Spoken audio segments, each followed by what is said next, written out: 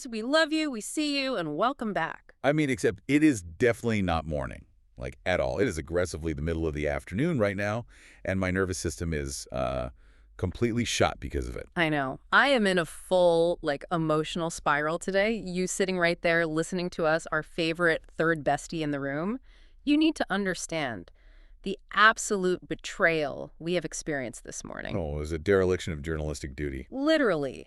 The gossip blogs, the reality PV stoop accounts on Instagram, they completely and utterly failed the Snark Squad today. I was sitting there refreshing my feed at like 7:15 a.m., like a rat in a science experiment, just waiting for a pellet of drama, and I got nothing. Just, an abyss of flat tummy tea sponsorships and beige aesthetic living rooms. It completely ruined the routine. You know our sacred, slightly unhinged morning routine? The coffee and chaos. Yes. The sun isn't even up. We have our iced coffees, and we just sit in the dark, scrolling through whatever midnight disasters these Bravo and TLC stars decided to post and violently delete. Coffee and chaos is the fuel that runs our lives, and today, crickets. Right. Since when do reality stars respect, standard business hours for their public meltdowns? Why is celebrity drama suddenly on a 2.0 p.m. release schedule? I don't. It throws off the entire circadian rhythm of the Snark.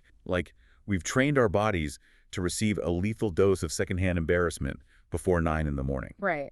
The Starbucks baristas probably miss us already. I literally didn't even go this morning because there was just zero reason to wake up early. If the drama isn't brewing, I am not brewing. We need the mess. Exactly. So consider this my formal announcement to the squad. It is midday, the iced coffees have been abandoned, the Ollipops are officially on deck, and we have an overwhelming amount of mess to discuss because apparently everyone in the reality TV universe decided to just dump their trauma onto the internet right after they ate their salads today. The afternoon shift has officially been activated.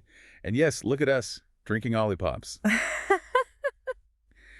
I am holding a strawberry vanilla prebiotic soda finished an intense reformer Pilates class. You do look very LA right now. In reality, I'm just using it to wash down the absolute most toxic reality TV gossip on the internet. It's called balance. We accidentally became wellness people. I don't even know who I am anymore, but I am drinking the vintage cola one, and my gut microbiome is thriving while my brain is literally rotting from these storylines. Which is exactly where we need to be. Oh, yeah. But before we even cross the country to dissect the coastal drama today, I need a trauma dump for a second. Oh, please do. Because my afternoon did not start with a peaceful Ollipop. It started in the absolute lowest circle of human existence. Wait, yes, you came into the studio looking like you had just survived a literal war zone. What happened? My sister. She called me at work in a complete panic and made me leave early to pick up my niece from school. Oh, no. Middle school. Middle school. Yeah. And let me tell you, the horror of the middle school pickup line is something society does not adequately prepare you for. Oh, my gosh. My soft heart could never handle that. It's literally the Wild West out there in those parking lots. It is Mad Max, okay? Mad Max. Fury, road, but with minivans and neutral-toned Stanley Cups. These parents drive like absolute maniacs. They really do. I was sitting there, gripping the steering wheel, just watching a woman in a pristine white Tesla completely hop a curb. No, she hopped the curb. Hop the curb just so she could be 3 feet closer to the cafeteria doors. And she looked me dead in the eyes as she cut me off. Ruthless. Yeah. I sat there realizing I sound like an 80-year-old complaining about traffic. Back in my day, we walked to the bus. I was spiraling. You are an 80-year-old trapped in a very chic, very snarky body. I love that for you. I mean, I fully accept it, but I will soften the snark for one single second because my niece is actually hilarious. She is the cutest. She survived the pickup line trauma with me, and she is hanging out in the studio lounge right now. So, to you listening at home, if you hear random Gen Z slang echoing through the walls later, just mind your business. Yes. If you hear someone yell, "Spibbity toilet," or whatever the current vocabulary is, just pretend it's a sound effect we added in post. We love a studio guest. Honestly, she probably has better, more emotionally regulated takes on half this drama than we do. She definitely does. But speaking of unregulated drama, before we get to the blogs, I need to talk about the Met Gala highlights that dropped online today. Okay. Because I was staring at my phone and my brain just stopped working. High fashion makes absolutely zero sense to me anymore. It hasn't made sense in a decade. It is no longer about clothing. It is just an elaborate competition to see who can make walking up a flight of stairs look like a critical medical emergency. Exactly. So I want to play a game. I'm going to throw out 6 specific fashion trends that we saw all over the steps this year, and we have to ruthlessly categorize each one. The options are iconic, tacky, criminal, or secretly good. Are you primed and ready? My judgment is fully activated. Hit me. Okay, first up, tiny sunglasses. You know the ones, the Matrix-style slivers of glass that barely even cover your pupils. Oh, secretly good? Wait, what? Are you serious? I fully expected you to say tacky. They don't even block the sun. You're missing the psychological utility of the tiny sunglasses. Okay. They are secretly good because they serve a very specific social purpose. I deeply hate making eye contact with people I don't want to talk to. This is true. So a tiny sunglass sitting low on the nose bridge says, I physically see you in my peripheral vision, but my aesthetic requires me to completely ignore your existence. It's incredibly dismissive, which I deeply respect. Okay, wait. I see the vision now, but if I see a Bravo star wearing them to a reunion, tacky. Immediately tacky. Okay, next trend. Micro purses. Those microscopic bags that look like they belong in a Barbie dream house. Criminal. Absolute jail time without the possibility of parole. Right, it gives me so much anxiety. What are you even fitting in there? A single Tic Tac. A folded up receipt of your mistakes. You are fitting the last remaining shred of your dignity, that's what. It is a structural offense to carry a bag that cannot hold a standard-sized lip gloss or a debit card. It angers me deeply. Yes. A purse is supposed to hold the physical weight of your life. These are just expensive keychains. It is so stressful. My messy, giant tote bag could never. Okay, third trend. Sheer dresses. The completely naked, sparkly, see-through dress trend. See, this requires nuance. Oh. If it is Rihanna, iconic, put it in the Louvre immediately. If it's literally anyone else, tacky. The naked dress exhaustion is so real. We have seen your belly button enough, respectfully. I mean, truly. Put a lining in it. Yeah. We get it. You do Pilates. Yes. Next. Yes. The shock value is completely gone. It just feels lazy now. Okay, number 4. Giant platform boots. Like the ones that are 10 inches high and look like they weigh 40 pounds each. Iconic. I love aggressive, threatening height. Are you kidding me? Criminal. It is a massive tripping hazard. That's the point. No. My soft, anxious heart cannot handle watching these celebrities wobble up those iconic steps. I am literally sitting on my couch, clutching a throw pillow, just waiting for a femur to snap. It stresses me out too much. That is because you are burdened by empathy. I watch it actively, hoping for a slight stumble to humble them. Iconic. Moving on. You are so dark. Okay, 5. Opera gloves. Secretly good, but purely for sanitary reasons. Really? I was going to say iconic because it gives old Hollywood glamour. Forget the glamour. Think about the logistics. The amount of fake handshaking and the sweaty cheek kissing at these high society events. Disgusting. Ew. Okay, when you put it like that. An opera glove is essentially a chic silk hazmat suit. You don't have to absorb anyone's topical bacteria. Oh my gosh, you are treating the Met Gala like a subway pole. You are sick. Okay, last one. Trend number 6. Low-rise jeans on the red carpet. Criminal. Criminal. Throw away the key, burn the denim. We barely survived the trenches of the early 2000s once. I refuse to go back. If I see a pelvic bone on a red carpet, I am calling Homeland Security. It is a threat to the Republic. It really is. But honestly, looking at all this chaos makes me wonder, what would you actually wear if Anna Wintour, lost her mind and invited you? Oh, I would be draped in something completely opaque, breathable, and utilitarian, multiple hidden pockets. Yeah. And I would just be sitting in the corner, judging everyone's posture. Naturally. But the real question is, if the reality TV universe somehow breached the Met Gala, who would actually thrive on those steps and who would embarrass themselves? Oh my gosh, wait. Dort Kemsley from Beverly Hills? Oh, Dort would embarrass herself on a cellular level. She would. She would try way too hard. She would show up in something that requires 3 unpaid interns to carry, covered in head-to-toe metallic logos. And a weird hairpiece. And she would stand there posing for 45 minutes until security physically asked her to keep it moving. It would be a masterclass in desperation. I can picture it so perfectly it hurts. But you know who would secretly thrive? Ariana Madix. She would wear something perfectly aligned with the theme, give one subtle, devastating smoke to the cameras, and immediately go inside to eat the expensive tiny food. Unbothered and fed. The ultimate flex. But sadly, we are not at the Met Gala eating tiny food. We are in the studio drinking our prebiotics, and we need to pivot. We do. Because while high fashion is failing on the red carpet, the lowbrow mess of East Coast reality TV is providing the exact narrative sustenance we crave. Yes. Let's fly over to the East Coast because the absolute biggest disaster on our timeline today is the complete messy fracturing of the Summer House cast. My heart is heavy, my brain is overwhelmed, and I don't even know where to start. It is a masterclass in how to self-sabotage your real-life friendships for screen time. We need to start with Amanda Batula because her social media presence right now is operating like an independent psychological thriller. It really is. Okay, do you remember where you were on March 31st when Amanda hard launched her quote-unquote connection with Wes Wilson online? Vividly. Because I remember seeing it and thinking, okay, they are feeding us, but then just 10 days later, on April 10th, she completely pivots. She posts this massive emotional apology saying she is going MIA for the sake of her mental health. She explicitly said she was trying to start living life with some sense of normalcy. Normalcy. Please highlight, underline, and circle that word. I know, because then Tuesday, May 5th happens. Out of absolute nowhere, she pops back up on Instagram. She posts a mirror selfie. The caption just says boo, and she is standing in front of this massive professional makeup display, like a full-blown Hollywood glam room. And then she deletes it before the 24 hours are even up. Well, of course she deletes it because it served its purpose. I feel so overwhelmed by her anxiety. You can palpably feel it through the screen. When she posted that she needed to step away, I related to that so hard. When the noise of the internet gets too loud, you just want to hide in your house and find your center.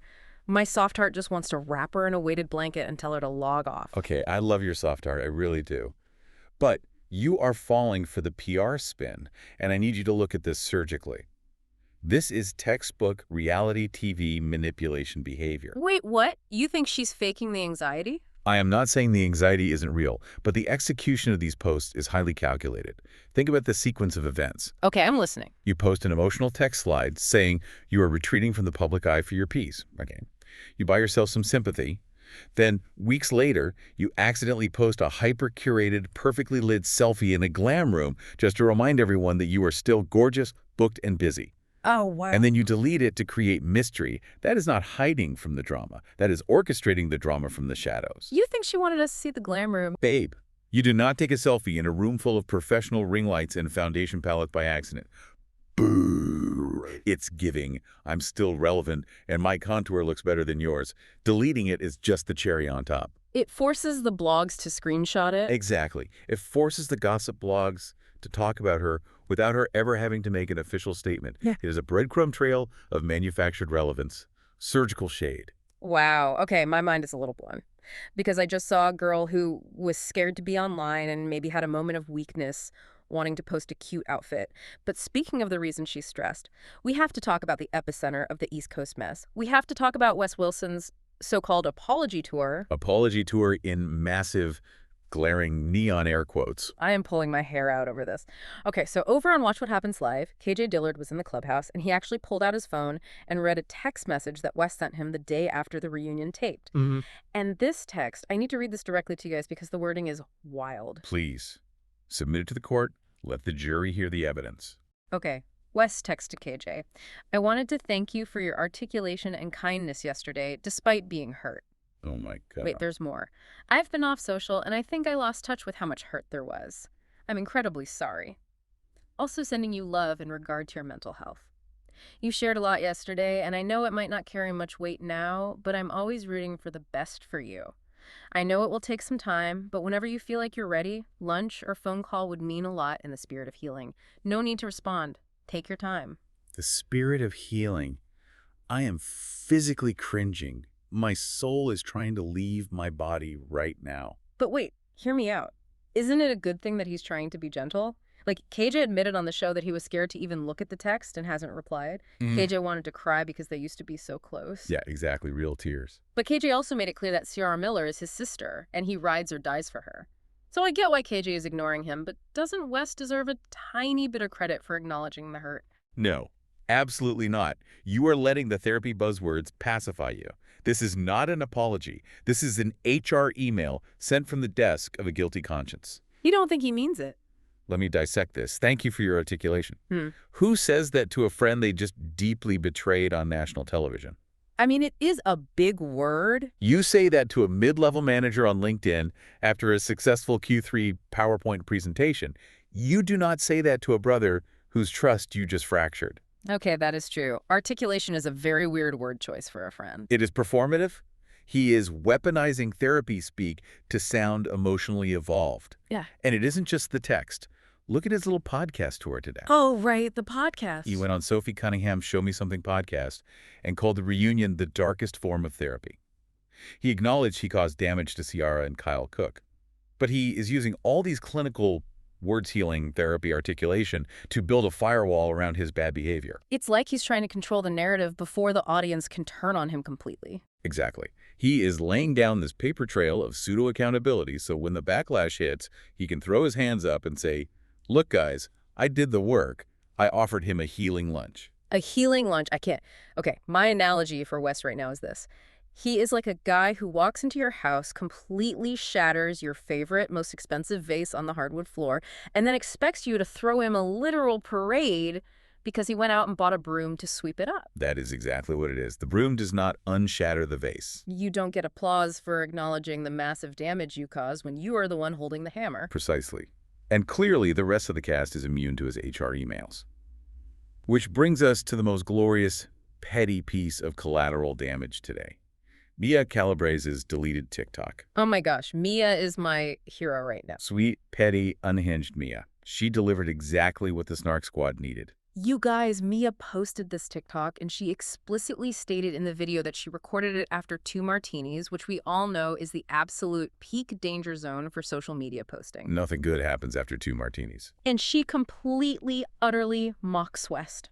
She looks into the camera and says, less podcast equipment, more therapy, more dentist visits. There's a lot of missing side tooths out there. I am resurrected. I live for this tier of petty, drunken, dental-related shade. My jaw literally unhinged. I was shocked, but I was laughing so hard my iced Olipop almost came out my nose. It is the absolute precision of the insult that makes it a masterpiece. Think about it. She didn't just call him a bad guy. She didn't call him ugly. No, she went medical. She targeted a highly specific, structural, and frankly bizarre flaw in his oral hygiene. Missing side tooths. It is so specific. It is deeply unnecessary, and that is the hallmark of top-tier reality TV snark. She bypassed his character and went straight for his bicuspids. She essentially said, you're out here ruining real lives on podcasts, but you can't even chew your food symmetrically. It is devastating. You are terrifying when you respect someone's shade, but honestly, the whole summer house dynamic is just so dark right now, and apparently it's only going to get darker.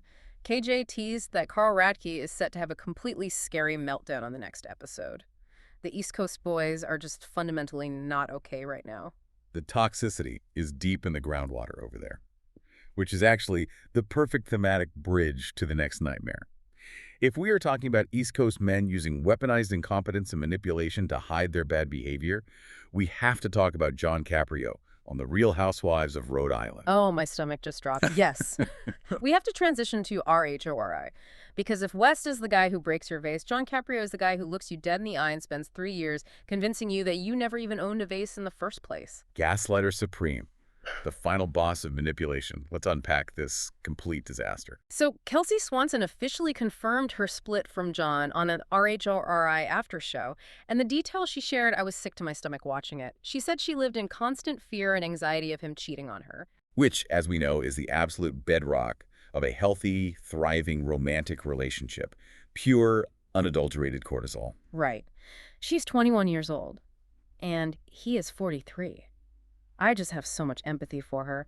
I remember being in my early 20s and thinking I could love a guy enough to fix his terrible reputation, but she said he would constantly hide things from her. And let's talk about his specific tactics, because this is where my analytical rage fully activates. Kelsey revealed that John would go on these annual trips, specifically cruises, where he claimed he would have absolutely zero phone service. The classic exhausted I won't have wifey in the ocean excuse. But wait, it gets so much worse. He claimed he had no service, but he would still miraculously manage to call her exactly twice a day to appease her. But see, my messy heart hears that and thinks, well, at least he's checking in. No, stop defending these men. I can't help it. He is not checking in because he misses her. It is textbook shady behavior. Listen to me very closely. If a man is on a massive cruise ship in the middle of international waters, claiming he has zero cellular service, but he miraculously finds a signal exactly twice a day at scheduled intervals, he is managing his roster. Oh my gosh. He is sneaking down to the ship's boiler room on a burner satellite phone, making those calls purely to make sure she isn't suspicious enough to start snooping. It is preemptive damage control. And the saddest part is she didn't even have to snoop. She literally just opened up Facebook-like basic public Facebook and found out that there were other women joining him on these trips. He was so sloppy. Arrogant and sloppy, a fatal combination. She said she confronted him about it. She was crying in bed, begging him to tell her what was going on, and he completely shut her down, told her not to ask questions. I just feel terribly for her. She was a 21-year-old girl trying to build a life with a 43-year-old man who was operating like a covert operative, hiding state secrets. He is not Jason Bourne. He is just a 43-year-old walking cliché.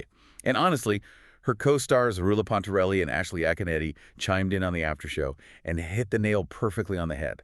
They pointed out that Kelsey actually wanted a real, serious relationship. She wanted kids one day.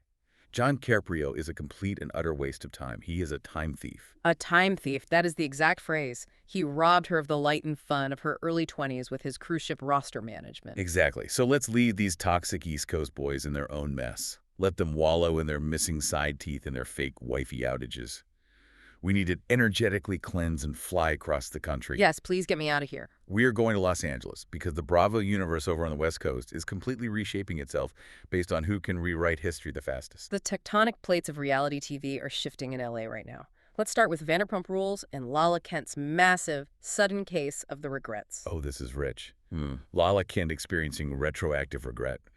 Let's document this historical anomaly. So Lala went on the Boyfriend Material podcast, and she admitted that her behavior on this past season of Vanderpump Rules is one of her bigger regrets.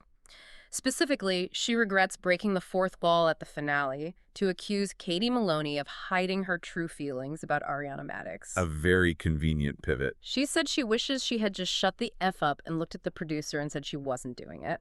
She explicitly claims there was no pressure on her from production to save the show. She was just being chaotic. And she also dropped the bomb that she is not close with her former co-stars anymore. She said she is completely indifferent to them and is just taking life one day at a time, like her sobriety. Okay, stop right there. Let's stop the tape. Yeah? I have so much to unpack here. I need a moving truck. Wait, can I push back first? Because my head is spinning reading these quotes.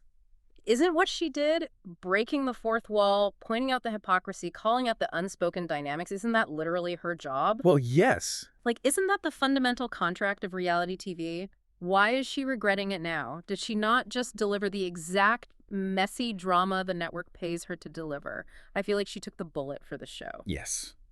You are completely right about the mechanics of the show, and that is exactly why her regret is entirely fake. Let me surgically dissect this for you. Lala Kent is not regretting breaking the fourth wall because she suddenly had a moral epiphany about the sanctity of documentary filmmaking. Then why the apology tour? She regrets it because she miscalculated the audience, and the fans dragged her for filth. Oh my gosh, you think her regret is purely based on the audience reaction? 110%. Think about her ego. She went into that finale thinking the audience was going to cheer for her. She thought she was going to be the truth-telling hero who finally exposed Katie and Ariana. Instead, the viewers rallied completely behind Ariana and Katie's boundaries, and Lala ended up looking like a bitter, screaming villain. So, now months later, suddenly she wishes she had just shut the F up. No.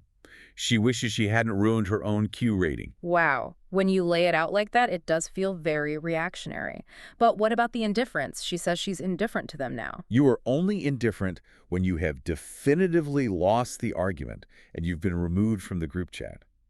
Indifferent people do not go on podcasts to talk about how indifferent they are.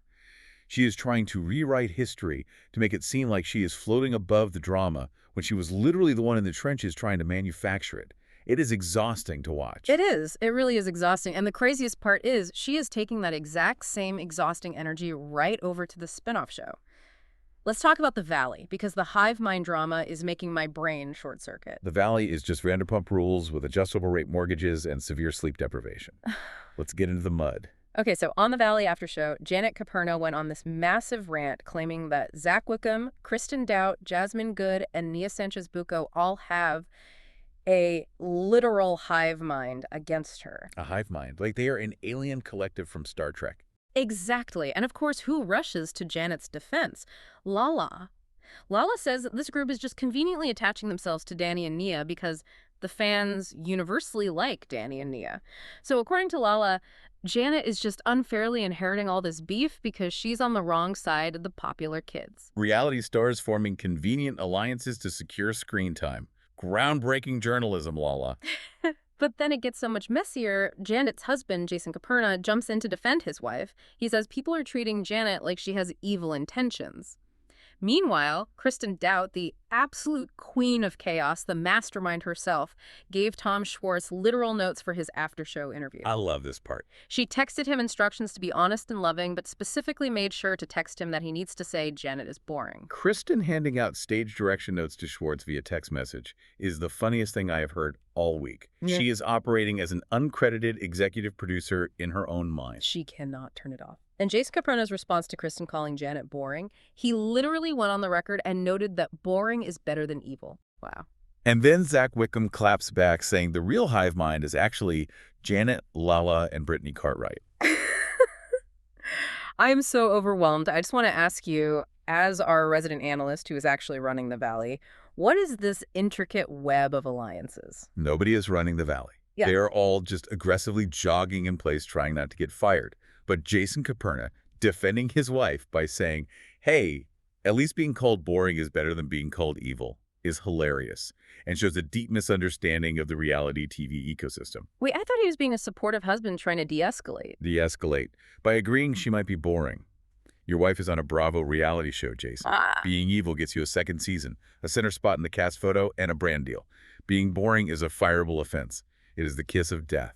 He clearly does not understand the medium his wife is participating in. Oh my gosh, that is so true. I didn't even think about it like that. Boring gets you cut in the editing bay. Exactly. And Zach is absolutely right. Janet, Lala, and Brittany are absolutely their own hive mind. They're just furious that the Kristen and Nia alliance currently has better PR with the viewers. It's a battle for the audience's favor, and Lala's side is losing. But you know who actually has the best PR right now? Who is completely avoiding all of this Bravo mud wrestling? Oh, my absolute queen, the soft girl herself, Katie Maloney. Precisely. Let's talk about the glow-up of the century, because while the rest of them are fighting in the dirt, Katie is levitating. Yes. We have to contrast Lala's isolated, indifferent rewriting of history with Katie Maloney's absolute House of Stassi upgrade. I am seated. Read me the facts. So, Katie's boyfriend, Nick Martin, he's the guitarist for Sleeping with Sirens, which my emo middle school heart is screaming right now. Obviously. He is going to officially appear on Hulu's new show, House of Stassi, which premieres July 2026. Hulu money. A completely different tax bracket of drama. Exactly. Katie was on the Humble Brag podcast with Crystal Kung Minkoff and Cynthia Bailey, and she was just glowing, gushing about Nick.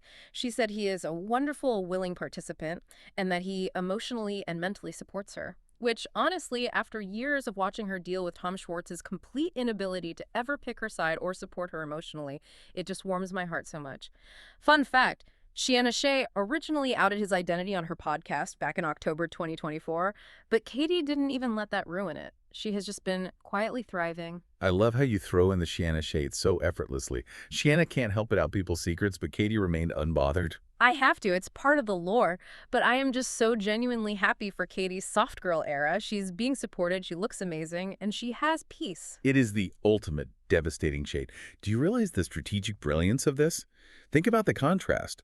While Lala is fighting on random podcasts about who has a hive mind on a messy Bravo spinoff, Katie Maloney has seamlessly transitioned out of the muck. She is getting the premium streaming treatment on Hulu. She is filming an aesthetic, moody, high-budget reality show with Stassi Schroeder, supported by a rock star boyfriend who actually likes her and validates her emotions. It is a checkmate? It really is a checkmate. She didn't even have to fight back or defend her position. She just leveled up her life and left them screaming in the dust. That is how you play the long game. You secure the bag, you secure your peace, and you let your enemies exhaust themselves. But unfortunately, not everyone in the Bravo universe has that level of exit strategy. Ugh, no, they do not. Which means we need to take a deep breath and move from the West Coast spinoffs back to the motherships. We need to check in on the OG Housewives franchises because things are getting incredibly, painfully real over there. It's getting extremely dark. Let's start with Atlanta. Yeah, this one just physically hurts my heart. Drew Sidora from RHOA, her Atlanta home is officially facing foreclosure. Brutal. The ultimate reality TV nightmare. It is terrifying. She filed court documents claiming her estranged husband, Ralph Pittman, is exactly $25,251 and $7 past due on his court-ordered mortgage payments. She went to the judge, she wants him held in contempt of court, and she wants him fined $1,000. And Ralph, of course, completely denies being behind on the payments and denies the home is in any danger of foreclosure. The absolute audacity of this man knows no bounds. But here is the kicker. The judge literally ordered Drew to vacate the home by the end of May 2026. The judge entirely disregarded her pleas that she has absolutely no funds to find a new place for her and her kids. I'm honestly heartbroken for Drew. Can you imagine how terrifying it is to face imminent homelessness, to not know where you and your children are going to sleep, all while cameras are rolling in your face for a reality show? It is the darkest, most exploitative side of this genre, and this is where my snark turns into sheer analytical disgust. We have to look at the financial ruin of the Bravo divorce. It is a literal epidemic. It happens every single season. Why do they keep falling into this trap? Because of the illusion of wealth. You go on these shows, and suddenly you feel this immense pressure to inflate your lifestyle, to keep up with the veterans on the cast. You buy the massive, cavernous house you can barely afford just so you have a backdrop for your scenes. And the second the marriage fractures, which it always does under the pressure of the cameras, the entire financial house of cards collapses instantly. It's like they're living on borrowed time and borrowed money just to look good for the viewers. And let's drag Ralph Pittman for a second. The audacity of this man to submit a formal denial to the court. He is publicly denying the home is in foreclosure, while a literal judge is simultaneously signing an eviction notice for his estranged wife. Right. The cognitive dissonance is staggering. The math is not mathing, Ralph. A judge does not tell a mother to vacate a home if the mortgage is magically up to date. Exactly. You don't get a hard eviction date of May 2026 if everything is totally fine. He is gaslighting the court. My heart just breaks for her. Seeing real-life stakes like this, it really makes you question why anyone would subject their real, actual life to this machine. Which is exactly what Eileen Davidson was talking about this week. Yes, a true queen of boundaries. Eileen Davidson revealed on CBS's Sophie podcast that she was actually asked by producers to return to Real Housewives of Beverly Hills last year. A lot of people online speculate it was to fill Garcelle's shoes or just add some grounding stability to the cast, but she declined. A rare, beautiful moment of sanity in Beverly Hills. She said the money simply wasn't worth the emotional toll. She literally looked at the microphone and said, "I'm not cut out for it necessarily." And she questioned producers on why people do this just to stay relevant. I have to stand up. I have to stand up and applaud Eileen Davidson. Do you know how incredibly rare it is to find a reality star who actually protects their peace and walks away from the massive Bravo check? It never happens. They usually claw the door down, embarrassing themselves on social media just trying to get a friend of contract back. Exactly. Ah. But Eileen looked at the diamond. She looked at the inevitable screaming matches in overpriced, empty restaurants. She calculated the literal physical toll it takes on your nervous system to fight with these women for 5 months out of the year. And she said, "No, thank you. I have a soap opera script to memorize and a sensible, perfect, sweeping haircut to maintain." She saw the matrix of reality TV, and she voluntarily unplugged herself. I love that for her. Protect your peace at all costs. And speaking of incredible boundaries, we have to talk about Sophie Beador. Oh, the anti-Nepo baby. This is my favorite story of the day. It is so good, and it's such a breath of fresh air. So Shannon Beador's 24-year-old daughter, Sophie, actually works a real corporate job in ad sales at NBC Universal, which is obviously Bravo's parent company. She went on Gia Jadish's podcast and revealed that her corporate bosses literally asked her if she would consider moving over to the Bravo side of the company to work. They wanted to monetize her bloodline. They saw the Beador name and saw dollar signs. Exactly, and she completely refused. She said she doesn't want to hear her mom's name at work, even though her mom's face is literally plastered on advertisements all over the office building. She set a hard boundary and said no. But, and this is the genius part, she does use her corporate position to pitch Shannon for ad campaigns. That is corporate genius. That is Machiavellian in the best way possible. Right. I love how she is a Nepo baby in reverse. She is strictly keeping her day-to-day corporate life completely separate from her mom's reality TV chaos, but she's still getting her mom booked and busy. It is surgical. Sophie Beador essentially said, "I will not participate in your drunken screaming matches in Orange County. I will not let your producers film my dating life, but I absolutely will leverage my corporate NBC email address to get my mother a sponsored Instagram post for premium paper towels." That is how you manipulate the system without letting the system consume you. It is a masterclass in boundaries. It really is. It gives me hope for the next generation of Bravo kids. They are learning from their parents' mistakes. But speaking of the Beador family, we have to end this gossip segment on a really grounding, somber note because we have some heartbreaking news. Yeah, this one is genuinely tough. We have to drop the snark completely for a minute. We do. Shannon Beador's beloved golden retriever, Archie, he has been diagnosed with brain cancer. It's just devastating. It really is. Shannon shared that he suffered multiple seizures recently, which is so scary. They took him to a neurologist and a canine oncologist, and they confirmed the diagnosis. He's going to be starting radiation treatment soon. Shannon posted this beautiful, heartbreaking picture of him on Instagram, just sitting in the grass with his favorite tennis ball, and she was asking fans for advice and support. Archie is an absolute icon. He is, without exaggeration, arguably the best cast member the Real Housewives of Orange County has ever had. He is the only consistently good man in Orange County. He really is. Every single season, while glasses are being thrown and lives are falling apart, Archie is just sitting there in the background, being so sweet and pure while chaos erupts around him. I am genuinely devastated for her. If you are listening to this right now, please send all of your heartfelt love and support to Shannon. Losing a pet or dealing with a sick pet is one of the hardest, most isolating things in the world. It absolutely is. Yeah. Animals are pure innocence. We are sending all our love to Archie and to Shannon.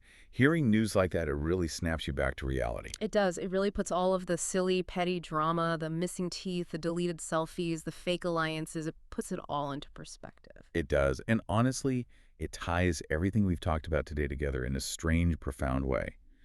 It leaves me with a final provocative thought that I want you, the listener, to really mull over while you finish your iced coffee or your Olipop, whatever area you're in today. Okay, hit us. I need a deep thought to end on. What is it? Look at the stark contrast of the people we discussed today. On one side, you have Eileen Davidson and Sophie Beador. They know exactly where to draw the line. They protect their sanity, they fiercely protect their corporate boundaries, and they say a flat no to the cameras when the cost to their soul is too high.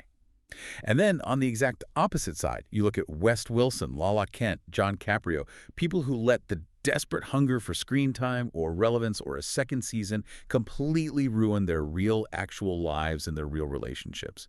They willingly shatter the vase just for a storyline. Wow.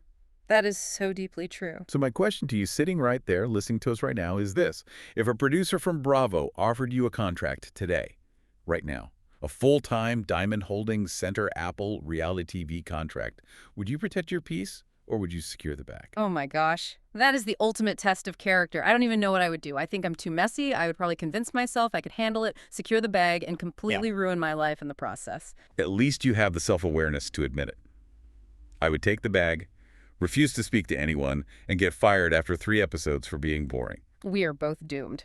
But to our amazing Snark squad, thank you for sitting with us through all of this midday chaos. Thank you for all the love and support. And a formal, desperate plea to the universe. Celebrities, please start posting earlier again because we cannot keep adjusting our schedules like this. It is physically aging us. It really is. Please, respect the morning routine. Remind yourselves to like, comment, subscribe, and please share this with a messy friend who desperately needs to be warned about John Caprio's cruise ship burner phones. They need to be protected at all costs. They do. All right, babes. Stay caffeinated, stay messy, and we will see you on the Snark side.